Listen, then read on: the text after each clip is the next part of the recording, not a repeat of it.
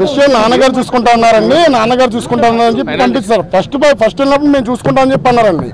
ఆయన విషయం ఆయన దగ్గర మళ్ళీ వెళ్ళి కలిస్తే నాన్నగారు చూసుకుంటారని చెప్పి అన్నారు. వీళ్ళ చుట్టూ తిరిగి విసిగిపోయిన తర్వాత ఒకే ఒక వ్యక్తి దగ్గరికి వచ్చి ఆయన పవన్ కళ్యాణ్ గారండి. యథార్థంగా ఎవరండి ఇంతమంది వేల మంది ఉద్యమాలు చేస్తుంటే ఏపీపీఎస్సీ చైర్మన్ నుంచి 5,000 మంది 6,000 మంది ఉద్యమం చేస్తుంటే 50 మంది వచ్చారని చెప్పి సీఎంకి చెప్తారు. కనీసం ఈ ప్రతి ఒక్కరు వెళ్ళి కలవడం, ఒక్కొక్కరు గ్రూపుల కింద విడిపోయి ఒక్కొక్కరు కలవడం చేస్తామండి. ఎవరికి ఏమైనా సరే ఇప్పుడు ఒక పార్టీ అని చెప్పి మేము విమర్శించడం ఏ పార్టీ కాదు, అన్ని పార్టీ. ఇప్పుడు వైఎస్ఆర్సీపీ పార్టీ కాదు, జనసేన పార్టీ కాదు, టీడీపీ పార్టీ కాదు, గ్రూప్ 2 అన్ని పార్టీ అభ్యర్థులు రాస్తారు. ఎవరు అనుకూలంగా ఉన్న చోట వాళ్ళకి వెళ్ళాం. కాకపోతే మేము వచ్చినప్పటికీ ఇక్కడికి రాగానే సార్ మేము పవన్ కళ్యాణ్ గారిని ఆ రోజు కలవడానికి మాకు అవకాశం లేదండి.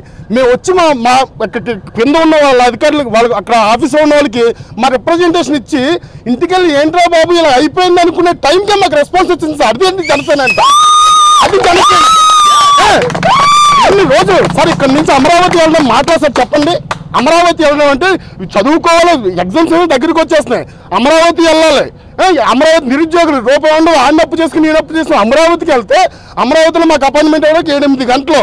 8 గంటల తర్వాత నేను చూస్తాను వెళ్ళండి అంటాం. ఈ మాట గురించి అమరావతికి వెళ్ళు ఒకే ఒక లెటర్ అయింది సార్. అదైతే ఇప్పుడు ఎవరికి రాజకీయం ఎవరు చేయదు సార్. ఒకటి చెప్తున్నాం, మా నిరుద్యోగుల తరఫున ఒక ఆయన నిలబడ్డారు. ఆ నిలబడిన వ్యక్తి పవన్ కళ్యాణ్ సార్. దానికైతే మాత్రం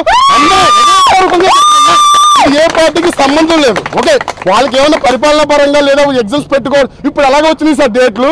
మొన్నటి వరకు లేదు, డేట్లు లేవు అన్నారు. ఇప్పుడు డేట్లు ఎలాగ వచ్చినాయండి ఏపీపీఎస్సీకి? ఇప్పుడు డేట్లు బాగానే వచ్చినాయి కదండి. ఫస్ట్ ఎందుకు లేవండి డేట్లు? అంటే నిరుద్యోగులతో ఆడుకుందామని చెప్పి వాళ్ళు ఇగో అడ్డొచ్చి మాకు పోస్ట్పోన్మెంట్ చేయలేదు. పవన్ కళ్యాణ్ గారు బయటకు వచ్చేప్పటికి భయం వేసి పోస్ట్పోన్మెంట్ చేశారు. భయం కాదు, ఆయన మా తరపున నిలబడ్డారు అంతే సార్. ఇది అంతే, మా తరపున నిలబడ్డారు. ఈ విషయంలో మాత్రం నిరుద్యోగులు తరపున సార్ ఒక నిరుద్యోగి మేము కూడా నిరుద్యోగి చేసి పార్టీ పెడతామనే స్థితికి వచ్చాడంటే ఎంత అలసిపోతే ఆ స్థాయికి వస్తారు సార్? ఒకసారి చెప్పండి మీరు. ఉద్యోగం చేసుకున్నారు అని చెప్పి ఉద్యోగం కోసం చదువుకున్నారు అని చెప్పి ఇక్కడికి వచ్చినాడు, నిరుద్యోగ చేసి పార్టీ పెడదామనే స్థాయికి వచ్చాడంటే మెంటల్గా ఎంత అప్సెట్ అయ్యారు. శ్రీనివాస్ రెడ్డి అనేతో వ్యక్తి చనిపోతే అది సరిపోలేదంట, మరి వీళ్ళు చూసి వచ్చారు. అలాగే ఇబ్బంది పడితే సార్ ఈ విషయంలో మాత్రం ఒకటి సార్, మీ అందరికీ కూడా మా తరపున మీరు కూడా పోరాడారు, మీకు కూడా చాలా థ్యాంక్స్ అండి. కానీ ప్రత్యేకించి పవన్